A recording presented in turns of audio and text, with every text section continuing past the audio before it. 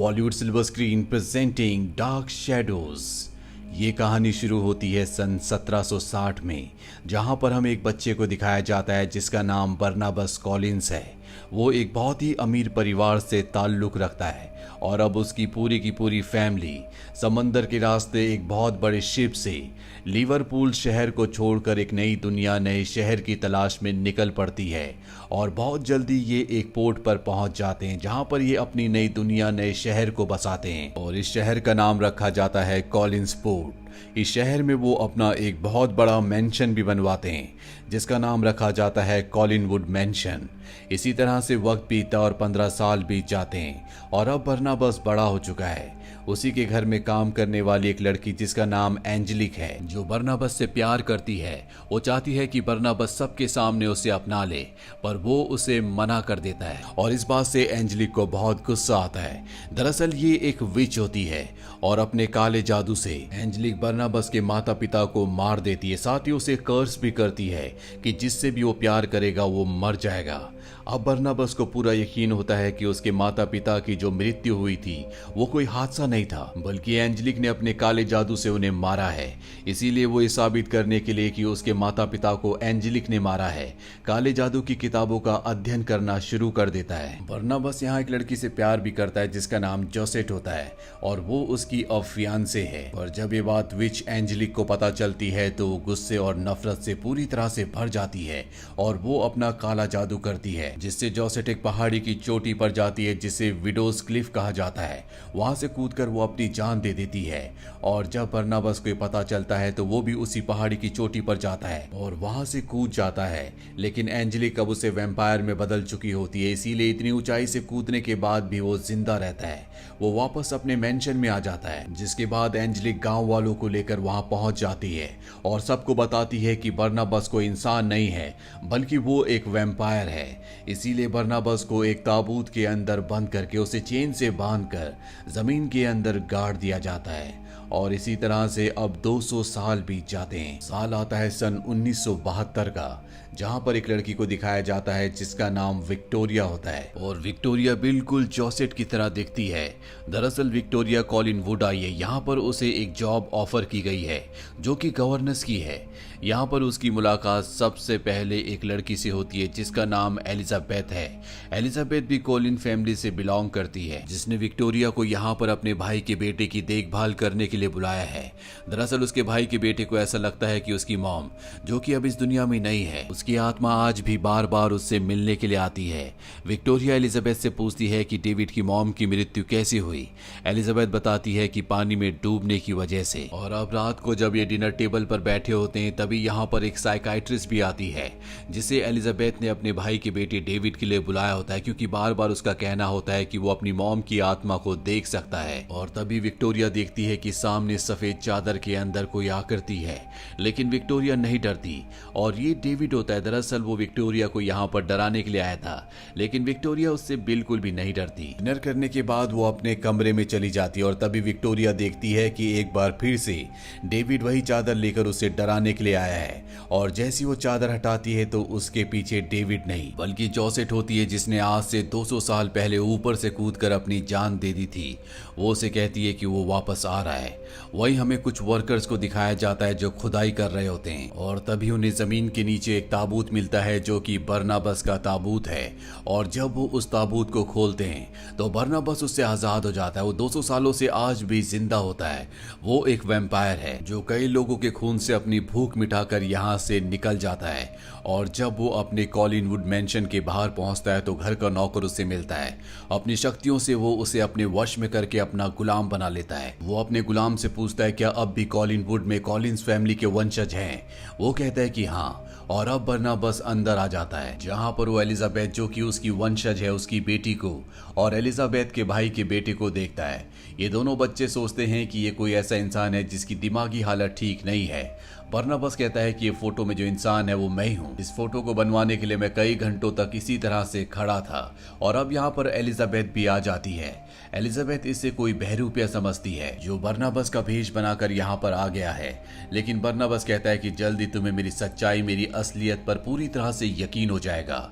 और वो एलिजाबेथ को अपने साथ नीचे तहखाने में ले जाता है जहाँ पर कोलिंस फैमिली का खजाना होता है। और अब एलिजाबेथ को भी समझ में आ जाता है कि ये जो इंसान है ये और कोई नहीं बल्कि बरनाबस कॉलिंस है।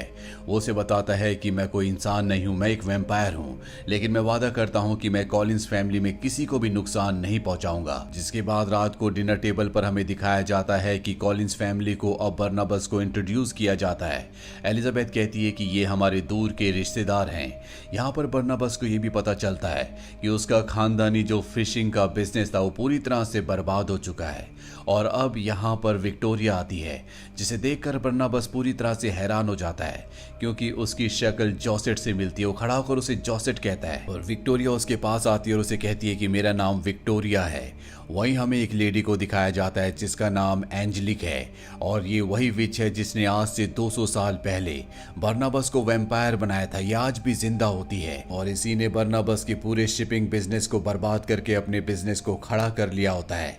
अब इसे पता चलता है कि एक रात पहले किसी को कोई ताबूत मिला था जिसके अंदर से कोई निकला और सबको मार दिया। और जब एंजेलिक वहां जाती है तो वो समझ जाती है कि बरनाबस आजाद हो चुका है। इसीलिए वो कॉलिनवुड मेंशन जाती है जहां पर उसकी मुलाकात बरनाबस से होती है। बरनाबस उससे कहता है कि तुमने मेरे पूरे के पूरे फिशिंग बिजनेस को अपने कब्जे में कर लिया। वो कहती है कि अब वो बिजनेस मेरा है और ये कहकर वो वहां से चली जाती है। और अब बरनाबस किसी भी तरह से अपने खानदान की खोई हुई इज्जत को, उसकी प्रेस्टीज को वापस लाना चाहता है। सबसे पहले वो कॉलिनवुड जिसकी हालत बहुत ज्यादा खराब हो चुकी होती है उसको पूरी तरह से ठीक करवाता है। साथ ही शहर में वो फिश का बिजनेस करने वाले कुछ बड़े व्यापारियों के पास जाता है। उन्हें अपनी शक्ति से वो अपने वश में कर लेता है जिसके बाद वो उसके साथ काम करने के लिए मंजूर हो जाते हैं। और अब बरनाबस एक बार फिर से अपने खानदान का काम यानी अपने शिपिंग कॉरपोरेशन को एक बार फिर से शुरू कर देता है। बरनाबस जब वापस घर आता है तो वहां पर जो साइकाइट्रिस्ट होती है जो कि एलिजाबेथ के भाई के बेटे के लिए यहाँ पर रुकी होती है उसे बरनाबस पर शक होता है। इसीलिए वो उसे हिप्नोटाइज करके उसके बारे में सब कुछ जान लेती है। और अब उसे पता चल जाता है कि बरनाबस एक वैम्पायर है। वो एलिजाबेथ से इस बारे में बात करती है। एलिजाबेथ कहती है कि बरनाबस घर पर रहने वाले किसी भी इंसान को नुकसान नहीं पहुंचाएगा। वहीं बरनाबस जो कि अब विक्टोरिया से प्यार करता है क्योंकि उसकी शक्ल जोसेट से मिलती है, उसे इम्प्रेस करना चाहता है, लेकिन उसका जमाना कुछ और था और आज का जमाना पूरी तरह से अलग है। इसीलिए वो एलिजाबेथ की बेटी से पूछता है कि मैं किस तरह से किसी लड़की को इम्प्रेस कर सकता हूँ, मैं आजकल के तौर तरीके सीखना चाहता हूँ। वो बरनाबस को बताती है कि तुम्हें यंगस्टर से बात करनी चाहिए, उनसे मिलना चाहिए। बरनाबस ऐसे ही करता है, लेकिन उन सब से बात करने के बाद वो सभी को मारकर उनका खून पी जाता है। और जब वो घर पर आता है तो साइकाइट्रिस्ट उसे कहती है कि अब मैं तैयार हूँ। दरअसल उसने बरनाबस से वादा किया होता है कि उसके शरीर में जितना भी खून है वो उस पूरे खून को निकाल कर उसमें एक बार फिर से इंसानी खून को डाल देगी ताकि वो फिर कभी वैम्पायर ना बन पाए, वो एक आम इंसान बन जाए। वहीं बरनाबस और विक्टोरिया जो कि जोसेट की तरह दिखती है, इन दोनों के बीच में अब दूरियां कम होना शुरू हो जाती है। दोनों एक दूसरे को पसंद करते हैं। और उसी शाम को बरनाबस एंजेलिक जो कि एक विच है उसके घर पर जाता है। ये विच आज भी बरनाबस को पसंद करती है, वो उसके करीब आने लगती है। बरनाबस भी उसे मना नहीं करता और ये दोनों फिजिकली एक दूसरे के बहुत नजदीक आ जाते हैं। लेकिन बाद में बरनाबस उसके प्यार को एक बार फिर से ठुकरा देता है। बरनाबस अब अपने मेंशन में एक बहुत बड़ी पार्टी रखता है जिसमें बहुत सारे लोग आते हैं। और यहाँ पर विक्टोरिया बरनाबस को बताती है कि बचपन से उसे आत्माएं दिखती है और उसे एक आत्मा दिखती है जिसने उसे यहाँ पर आने के लिए प्रेरित किया था। और ये आत्मा और किसी की नहीं बल्कि जोसेट की थी। यहाँ पर बरनाबस और विक्टोरिया एक दूसरे को किस भी करते हैं। एंजेलिक भी इस पार्टी में बिना बुलाए आ गई होती है और वो इन दोनों को देख लेती है जिससे उसे बहुत गुस्सा आता है। अब बरनाबस उस कमरे में जाता है जहां पर साइकाइट्रिस्ट रहती है। बरनाबस देखता है कि वो साइकाइट्रिस्ट उसके खून को अपनी बॉडी में इंजेक्ट कर रही है, यानी कि वो खुद को भी वैम्पायर बनाकर अमर बनना चाहती है। उसने बरनाबस को धोखा दिया था, वो कभी उसे इंसान नहीं बना सकती। बरनाबस को इस बात से गुस्सा आता है और वो उसे मारकर समंदर की गहराइयों में फेंक देता है। वहीं बरनाबस को एलिजाबेथ के भाई जिसका नाम रॉजर होता है उसके बारे में पता चलता है कि वो पैसों का बहुत बड़ा लालची है। और अब बरनाबस उसे कहता है या तो तुम्हें अपने बेटे डेविड का यहाँ पर ध्यान रखना होगा, और अगर तुम ऐसे नहीं कर सकते तो पैसे लेकर तुम यहाँ से जा सकते हो। रॉजर तय करता है कि वो पैसे लेकर यहाँ से चला जाएगा और वो अपने बेटे डेविड को यहीं छोड़कर चला जाता है। डेविड अपने पिता को जाता हुआ देखकर बहुत दुखी होता है। यहाँ पर विक्टोरिया और बर्नाबस भी होते हैं और तभी बर्नाबस के ऊपर धूप पड़ती है जिससे उसका शरीर जलना शुरू हो जाता है। डेविड ये देखकर डर कर यहाँ से चला जाता है। विक्टोरिया को भी अब पता चल चुका है कि बर्नाबस कोई इंसान नहीं है बल्कि वो वैम्पायर है जो धूप में नहीं आ सकता। बर्नाबस उसे छूने की कोशिश करता है लेकिन विक्टोरिया उसे अपने आप को छूने नहीं देती। बर्नाबस को इससे बहुत दुख होता है, उसे बहुत गुस्सा भी आता है और वो एंजेलिक के पास जाता है जिसके श्राप से वो वैम्पायर बना था। वो उसे कहता है कि तुम अपने श्राप को वापस ले लो। एंजेलिक कहती है क्यों ना हम दोनों साथ मिलकर बिजनेस करें, साथ ही हम दोनों हमेशा एक दूसरे को प्यार करेंगे। पर बर्नाबस एंजेलिक से प्यार नहीं करता, वो उसकी इस ऑफर को ठुकरा देता है और अब एंजेलिक को गुस्सा आता है। वो कहती है कि मुझे पता है कि तुमने साइकाइट्रिस्ट को मारा है।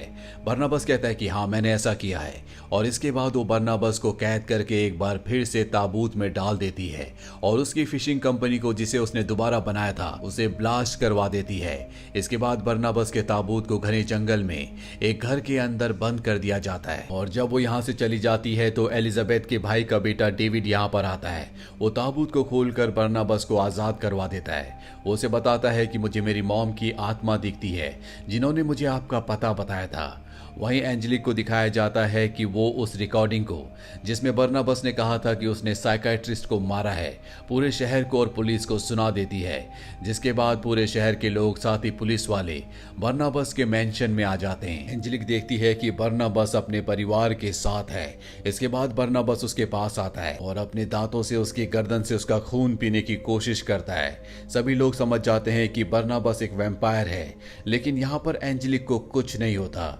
जिससे लोगों को समझ में आ जाता है कि ये भी कोई इंसान नहीं है। बर्नाबस सबको बताता है कि ये एक विच है। इसके बाद बर्नाबस और एंजेलिक के बीच में एक भयानक लड़ाई होती है।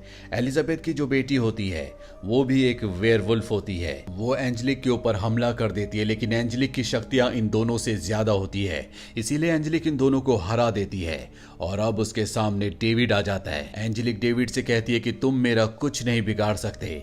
डेविड कहता है कि मैं तुम्हारा कुछ नहीं बिगाड़ सकता लेकिन मेरी मॉम तुम्हारा बहुत कुछ कर सकती है। और तभी उसकी मॉम की आत्मा आती है जो एंजेलिक को एक टक्कर मारती है और वो बहुत बड़े शैंडलियर से टकरा कर नीचे गिर जाती है। वो इतनी बुरी तरह जख्मी हो जाती है कि उसे समझ में आ जाता है कि उसकी मौत होने वाली है। दरअसल डेविड की मॉम को उसी ने मारा था और अब जबकि वो मरने वाली है तो वो अपना दिल निकाल कर बर्नाबस को दे देती है। दरअसल सच में वो बर्नाबस से प्यार किया करती थी और अब उसकी मौत हो चुकी है। यहाँ पर बर्नाबस को पता चलता है कि विक्टोरिया उसी पहाड़ी की तरफ गई है जहां से जोसेट ने आज से 200 साल पहले कूद कर जान दी थी।